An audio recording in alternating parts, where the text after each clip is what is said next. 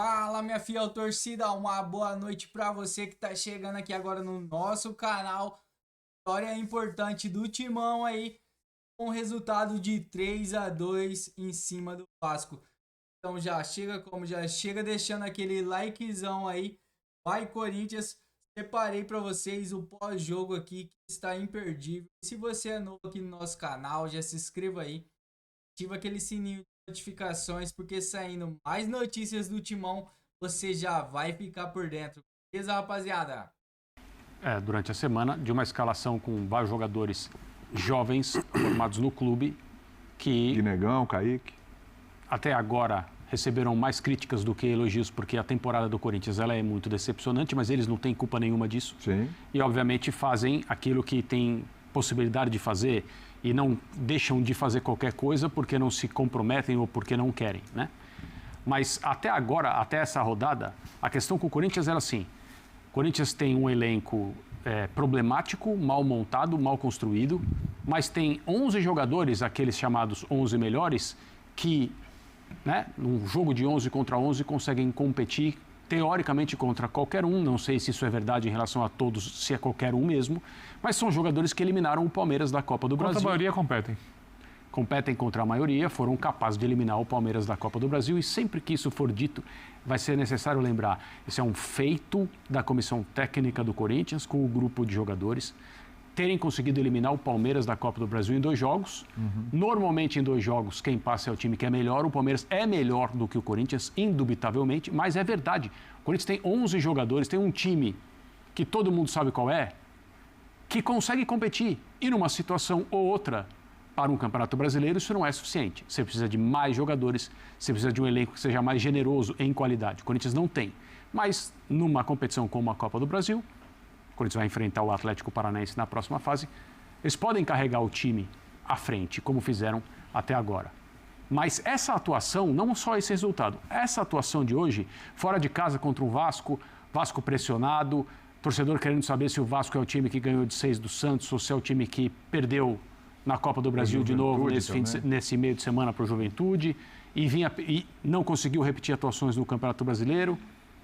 Em São Januário, onde a pressão é muito grande para os dois lados, às vezes pressiona até o próprio time do Vasco, aconteceu recentemente, aconteceu nos anos todos que, né, foram difíceis para o Vasco no Campeonato Brasileiro, a maioria deles. Mas a atuação mostra que não é verdade que o Corinthians não consegue jogar bem quando o Yuri não está, quando o Memphis não está. O Garro é um jogador que vai jogar, vai deixar de jogar, vai jogar, vai deixar de jogar. Quando ele estiver, ele é um cara que transforma o time.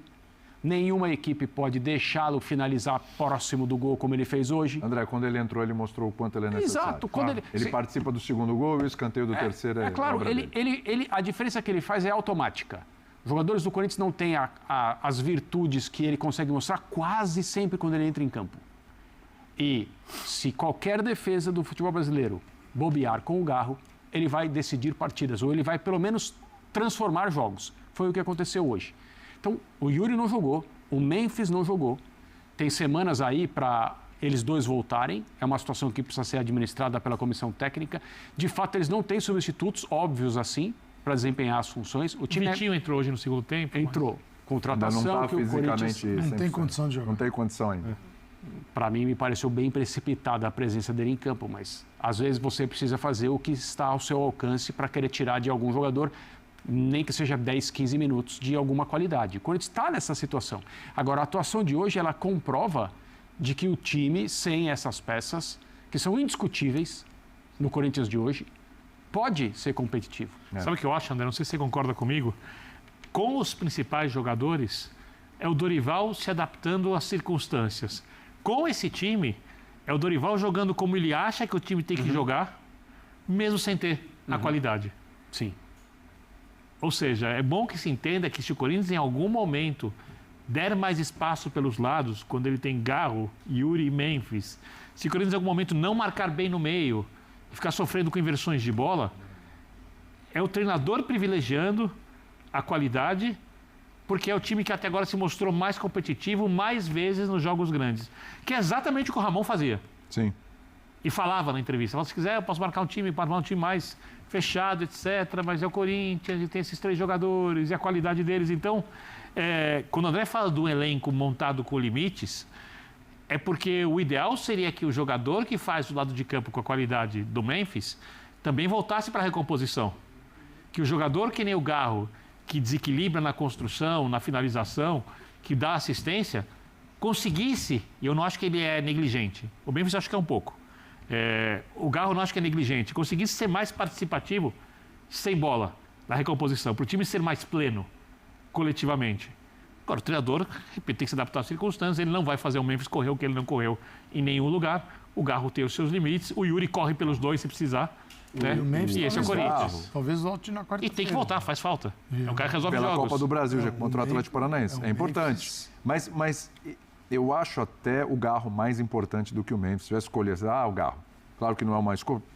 Os 2, melhor ainda.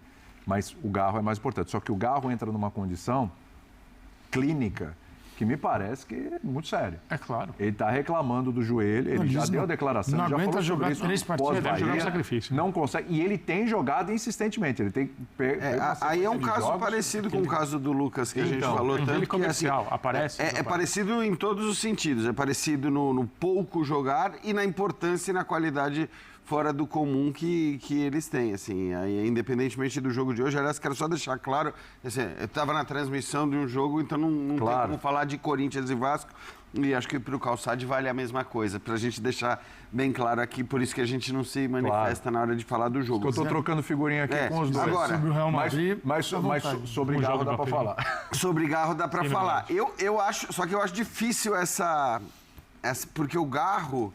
ele é certamente o mais criativo dos jogadores do Corinthians. Aí, se fosse falar sobre criatividade, eu estou contigo. É mais o Garro, o Garro do que o Memphis. Só que o Memphis, ele também põe a bola para dentro. Quer dizer, também ele é um cara de chegada, ele cria, ele chega. Eu não acho que seja fácil essa escolha. E assim, na quarta, se ele tiver o Memphis, ele vai com o Guinegão e o Memphis. O Guinegão fez o segundo gol. O Corinthians, você olha para as escolhas do Dorival... você já sabe o que vai acontecer no final do ano. Thales Magno e Romero estão fora da equipe. Eles poderiam ser os atacantes. E eles não têm jogado como titulares. Estão sendo preteridos. Eles estão à disposição. 2 garotos da base. Sim. Mas o Romero, acho que por uma questão técnica, e o Thales acho que falta... Falta um monte de coisa, né? Tudo. E aí, nesse caso, o Dorival, sim, com as mãos atadas. O Corinthians com o transfer ban. Tem acerto com o jogador, mas não pode contratar enquanto não... então. Só que aí, assim, a questão do transfer ban conta também demais para essa liberação de jogadores, né? Porque o que você vê acontecer na Europa o tempo todo, e você tem... A Lazio, por exemplo, é um time que está com transfer ban, e aí o que ela fez? Ela chama de volta todo mundo que está emprestado, ela não libera ninguém, porque, no fim das contas, é o que você tem. Então, acho que, assim, claro que o Corinthians tem até a perspectiva de resolver esse problema para a próxima temporada e tentar não ter esse transfer ban valendo na próxima janela de mercado, mas as próprias liberações de jogadores que não têm rendido, isso vale para os 2 que o Calçado citou, é algo que se torna, de alguma maneira, até uma certa imprudência se você não tem condição de contratar e de repor. A gente vai ver o Dorival, até para explicar, né? A janela vai até dia 2 de setembro.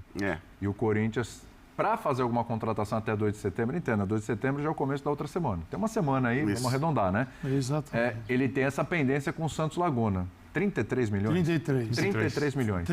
Já fez 3 propostas do Santos Laguna, não quero nem saber. Exatamente. Está negociando. Se o Corinthians não conseguir nessa uma semana, até menos, né? Porque aí tem que resolver, aí dá ok, aí para efetivamente fazer contratação, dá ok nas contratações, o Corinthians pode ter que continuar com esse time. Não chegar ninguém. Tem uma semana o Corinthians para resolver isso. Vamos ouvir o Dorival Júnior. Vamos nessa. Nós... trabalhamos dia a dia todos os possíveis detalhes que teríamos dentro da partida. Analisamos o Vasco a todo momento e a fundo. Nós buscamos neutralizar o que de melhor eles sempre apresentam.